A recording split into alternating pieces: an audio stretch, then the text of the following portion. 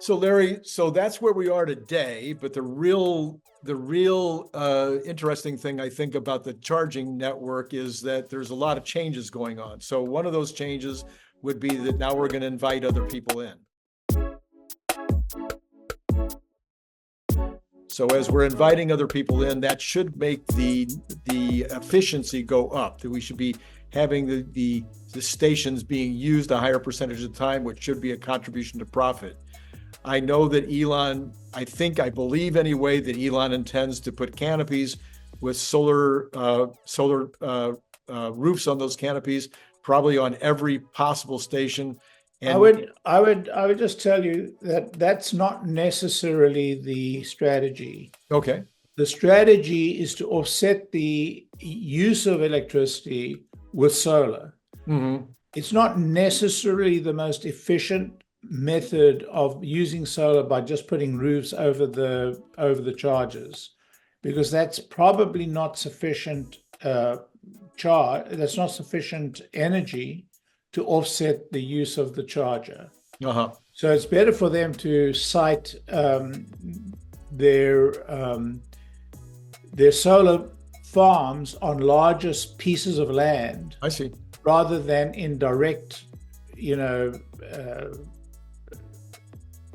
directly in the same property as the chargers. Now, having said that, I mean, I've been to charging stations where they do have solar. Right. There's some very large charging stations with 50, 100 posts, and there they will have, a lot of solar, and that kind of works. But when you have 4 posts or 8 posts or 16 posts, as a very large number of these stations are, they're not going to have solar.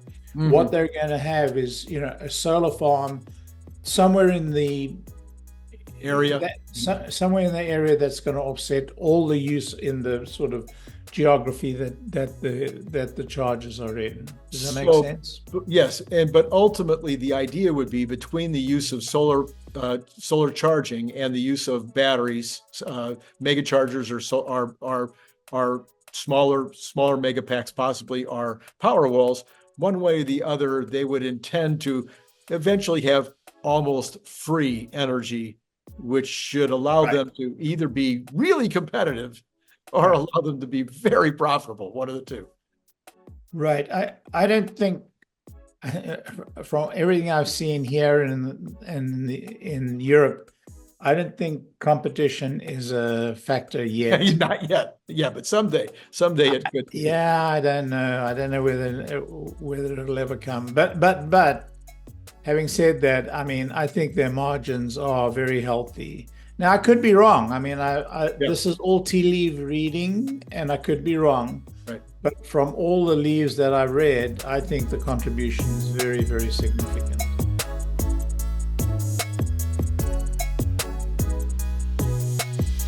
If you happen to be a big fan of the Cybertruck, you might also be interested in this super fun Cybertruck refrigerator magnet and bottle opener.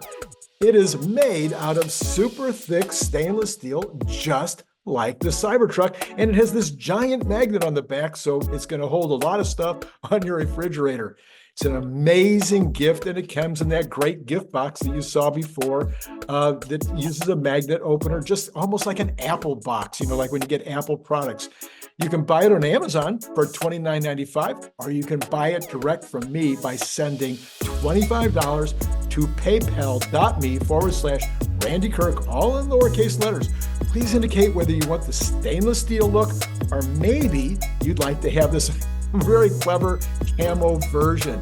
And then if you're not in the US, please add $20 for freight. If you'd like more than one, please check the information below to get pricing, as well as all that information I just told you will be repeated in the information below.